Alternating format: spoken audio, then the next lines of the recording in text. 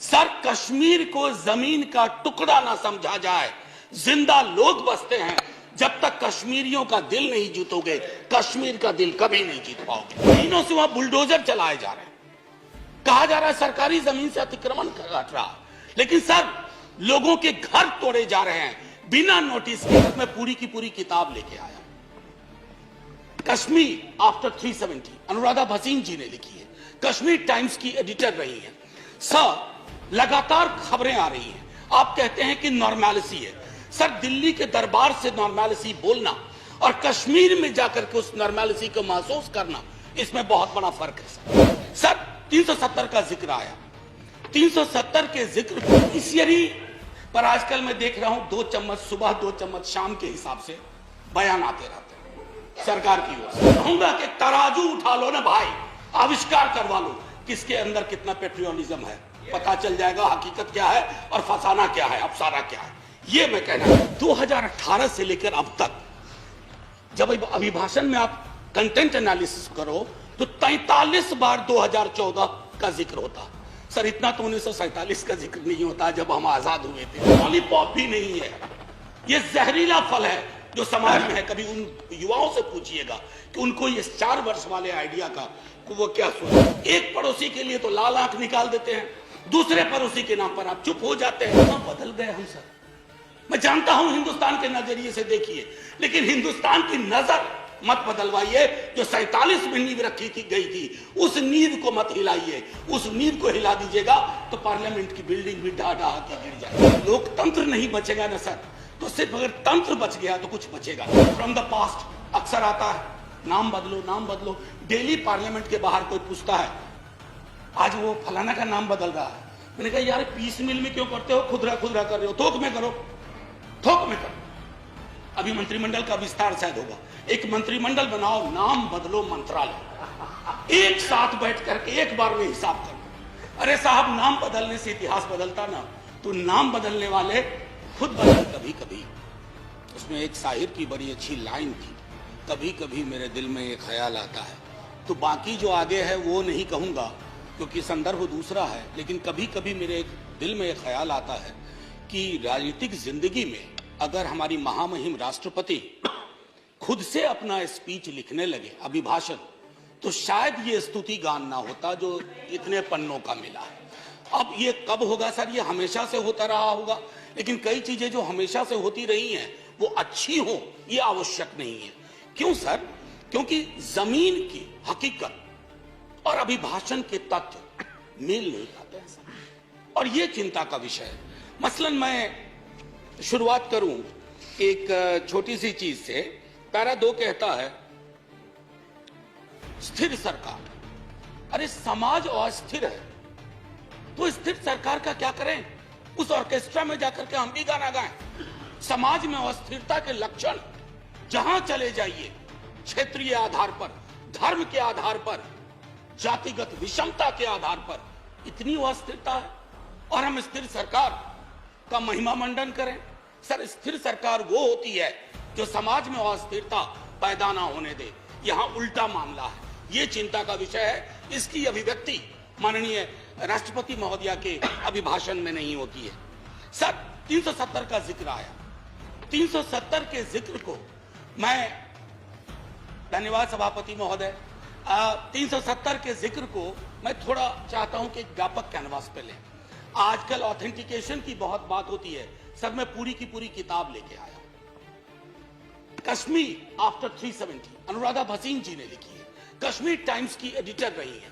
Sir, लगातार खबरें आ रही हैं। आप कहते हैं कि नॉर्मैलिटी है। सर, दिल्ली के दरबार से नॉर्मैलिटी बोलना और कश्मीर में जाकर के उस नॉर्मैलिटी को महसूस करना, इसमें बहुत बड़ा फर्क है सर। महीनों से वहां बुलडोजर चलाए जा रहे हैं। कहा जा रहा है सरकारी जमीन से अतिक्रमण हट रहा, लेकिन सर लोगों के घर तोड़े जा रहे हैं बिना नोटिस के। मैं बार बार कहता हूं माननीय सभापति महोदय आपके माध्यम से, सर कश्मीर को जमीन का टुकड़ा ना समझा जाए। जिंदा लोग बसते हैं। जब तक कश्मीरियों का दिल नहीं जीतोगे, कश्मीर का दिल कभी नहीं जीत पाओगे, चाहे आप लाख कोशिश कर ले। सर, भ्रष्टाचार के बारे में भी कहा गया, तो सर मैं तो सोच के आया था कि ऐसी कोई बात ही नहीं बोलूंगा। अचानक आपको देखा और आप आए बीच में प्रवेश की, कहानी याद आई। एक राजा को तोतों का बड़ा शौक था, कारोबारी तोते रखते थे राजा साहब, तोते का बड़ा शौक था। नहीं, आप बताइए, मुझे देखते ही आपको भ्रष्टाचार की क्यों याद आ गई? नहीं सर, भ्रष्टाचार की नहीं, राजा की याद आ गई। इसको क्लैरिफाई कीजिए। सर राजा की याद आई। We have a distinguished member here from the same fraternity. Sir Raja की याद आई। सर तो कई तोते थे उसके पास, लेकिन अचानक उसका स्नेह एक खास तोते के लिए काफी हो गया। गौतमी प्रवृत्ति का तोता था, तो सबको चांदी और स्टील की कटोरी मिली, उस तोते को कनक कटोरी मिली। और तोते से राजा सलाह बहुत लिया करते थे, और तोता सलाह भी देता था, भूत भी ठीक करता था, भविष्य की बात भी करता था। एक दिन उस तोते के बारे में कोई अनुसंधान आ गया पड़ोस से। उस अनुसंधान के बाद तोता थोड़ा बीमार रहने लगा। अब उस बीमार तोते की वजह से राजा ने भी खाना पीना छोड़ दिया। लेकिन उस तोते का एक और भाई था जो विनोदी स्वभाव का था। अब उसने फूल नाम की एक कंपनी और एक हाँ बैंक हुआ करता था। हाँ बैंक के 48,000 करोड़ उस तोते ने 1303 करोड़ में केमन आइलैंड पे दे दिया। ये प्राचीन काल की बात है। तो तोता और राजा की कहानी में पिक्चर अभी बाकी है, शेष अगले अंक में, संभवतः बजट में। राष्ट्रपति के अभिभाषण पर विशुद्ध राजनीतिकरण होता है, राजनीतिकरण होनी भी चाहिए। लेकिन सर 2018 से लेकर अब तक जब अभिभाषण में आप कंटेंट एनालिसिस करो तो 43 बार 2014 का जिक्र होता है। सर इतना तो 1947 का जिक्र नहीं होता जब हम आजाद हुए थे। 2014, ये कौन से इतिहास की समझ विकसित कर रहे हैं कि 2014 से पूर्व इस देश में अंधेरा था और 24 में अगर कुछ और हो गया तो देश में सन्नाटा हो जाएगा। सर शून्य और सन्नाटे के बीच में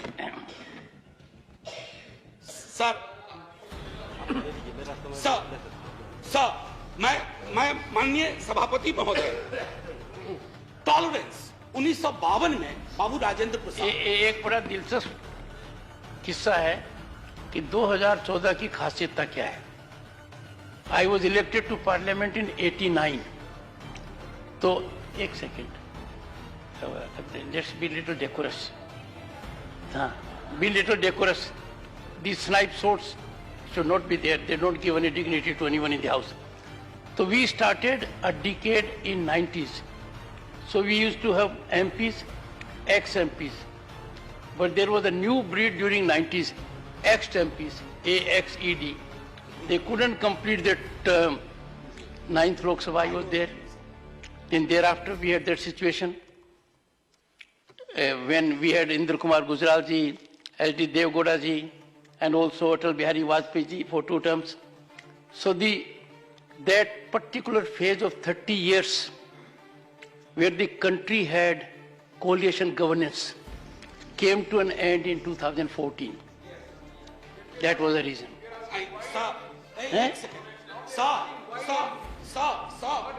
जयराम जी, अच्छा, I said AXED.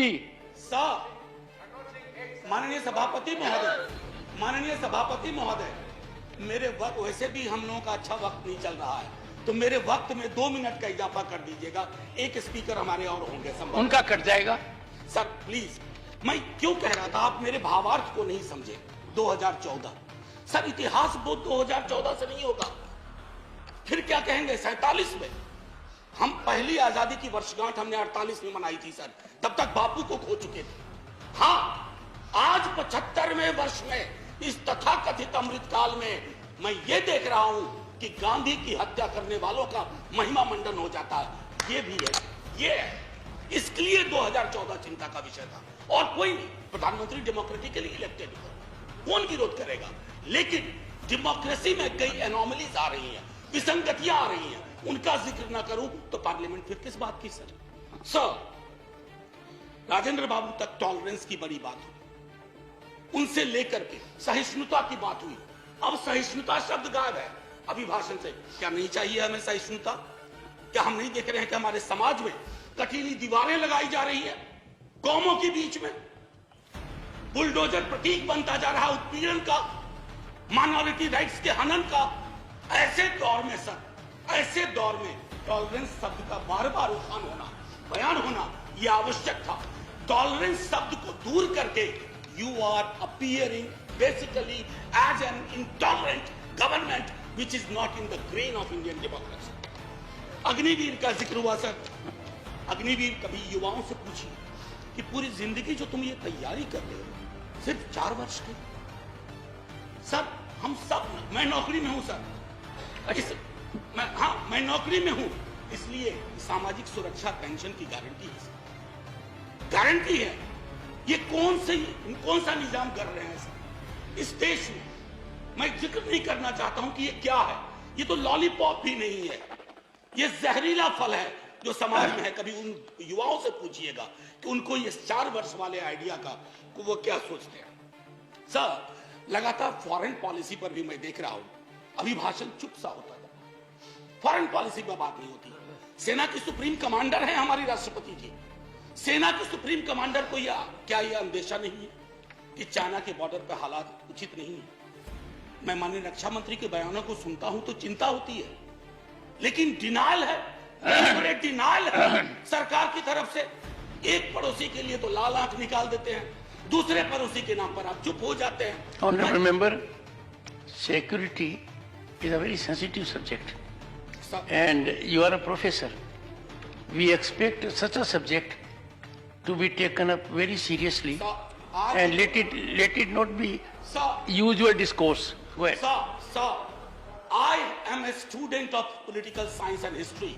In 1962, when India was at war with China, we had debated that in this parliament. Sir, national security, definition of national security is not the core prerogative of the ruling party. We are equally concerned. और मैं तो कहूंगा कि तराजू उठा लो ना भाई, आविष्कार करवा लो किसके अंदर कितना पेट्रियोटिज्म है, पता चल जाएगा हकीकत क्या है और फसाना क्या है, अफसाना क्या है। ये मैं कहना चाहता था। सर लगातार बीते वर्षों में अगर मैं कहूं, फिलिस्तीन का जिक्र हुआ करता था। हमारे सारे प्रेसिडेंट वाजपेयी जी के टाइम तक फिलिस्तीन पे चुप हो गए। काहे को? क्या वजह है? क्या हम अपनी विदेश नीति में ये ताकत नहीं पैदा कर सकते कि oppressed community anywhere is our will shall have our concern? कितना बदल गए हम सर।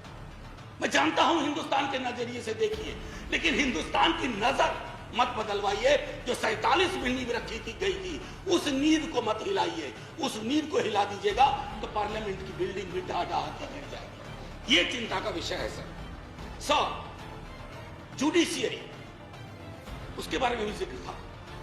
जुडिशियरी पर आजकल मैं देख रहा हूं 2 चम्मच सुबह 2 चम्मच शाम के हिसाब से बयान आते रहा सरकार की ओर से। साहब हम सब जानते हैं कि जुडिशियरी में रिप्रेजेंटेशन होना चाहिए। हमारा दल, राष्ट्रीय जनता दल और हमारे नेता लगातार कहते रहे कि वंचित समाज SC ST OBC का जब तक प्रतिनिधित्व नहीं होगा, न्यायपालिका और न्यायालय दूर रहेंगे हमसे। लेकिन सर मामला बेसिक स्ट्रक्चर पर आ गया और बयान ऐसे आ रहे हैं जिनको न मौलिक की समझ न संरचना की समझ। बेसिक स्ट्रक्चर पर मैं तो और किसी को नहीं कहूंगा, आप आडवाणी जी को देख लीजिए, उनको पढ़ लीजिए, पता चल जाएगा। माननीय प्रेसिडेंट साहिबा के बयान में जातिगत बहुत बातें हुई, SC ST OBC। सर पूरे देश में एक लहर चल रही है जातिगत जनगणना की। आपके भी लोग अब बोलने लगे हैं सत्ता पक्ष के। सर मैं 12वें मिनट पे खत्म कर दूंगा, हालांकि 2 मिनट आपको जोड़ना भी था सर, माफी के साथ। मैं सिर्फ ये कहना चाहूंगा सर कि जातिगत जनगणना के लिए सरकार, आपका कोई नुकसान नहीं होगा। मैं आपको यकीन दिलाता हूं, थोड़ा फायदा होगा। हकीकत देखिए कौन कहां खड़ा है, इसलिए बिहार में हम सर्वेक्षण करवा रहे हैं। प्रेरणा लीजिए ताकि जिनका हक, जो वंचित रहे हैं। अब ब्लास्ट फ्रॉम द पास्ट अक्सर आता है, नाम बदलो नाम बदलो। डेली पार्लियामेंट के बाहर कोई पूछता है आज वो फलाना का नाम बदल रहा है, मैंने कहा यार पीस मिल में क्यों करते हो, खुदरा खुदरा कर रहे हो, थोक में करो, थोक में करो। अभी मंत्रिमंडल का विस्तार शायद होगा, एक मंत्रिमंडल बनाओ, नाम बदलो मंत्रालय, एक साथ बैठ करके एक बार में हिसाब करो। अरे साहब नाम बदलने से इतिहास बदलता ना, तो नाम बदलने वाले खुद बदल गए, इतिहास नहीं बदला। हड़प्पा की सभ्यता से लेकर जो कुछ आज तक हुआ इस मुल्क में, वो हमारी धमनियों में है, किसी को कमतर मत दिखाइए। और रही बात मुगलों की, आपके अंदर तो एक बहुत बड़ा मुगल है, वो भी बिल्डिंग बनाने का शौकीन था, अभी बहुत शौकीन। खैर एनीवे सर, मैं आखिरी टिप्पणी ये करूंगा आपके समक्ष सर, बिना नाम बताए बता रहा हूं। हम सबल केंद्र चाहते हैं, लेकिन केंद्र की सबलता संविधान से आती है, किसी दल के सत्ता पर एक अधिकार से नहीं आती। यदि केंद्र का व्यवहार न्यायपूर्ण नहीं रहा, यदि दलगत आधार पर प्रदेशों के साथ भेदभाव या पक्षपात किया गया, तो प्रदेशों में केंद्र विरोधी भावनाएं जन्म लेंगी। मैं नहीं सर, अटल जी 74 का भाषण। बस सर आखिरी, कुछ मित्रों ने इसे अनावश्यक कर्मकांड यानी इस बहस को कर्मकांड का, मुझे तो यह सारा दृश्य प्रहसन सा प्रतीत होता है। राष्ट्रपति का अभिभाषण ही नहीं, इस पर होने वाली है चर्चा करने वाला यह सदन, यह संसद कुछ अर्थों में बेमानी व्यर्थ जनजीवन से कटा हुआ, मैं नहीं अटल जी, ये हमारे लिए आईना होना चाहिए। सर आखिरी सर, एक जय हिंद तो बोलने दीजिए सर, जय हिंद बोल देने दीजिए, 2 मिनट मेरा जोड़ना भी है आपको। सर मैं सिर्फ ये कहूंगा, जय हिंद बोलने से पहले सर ये अवसर होते हैं, सदन में जितने लोग हैं मैं सबका शुक्रिया अदा करता हूं, लेकिन लोकतंत्र नहीं बचेगा ना सर, तो सिर्फ अगर तंत्र बच गया तो कुछ बचेगा नहीं। जय हिंद सर, शुक्रिया बहुत बहुत। और आप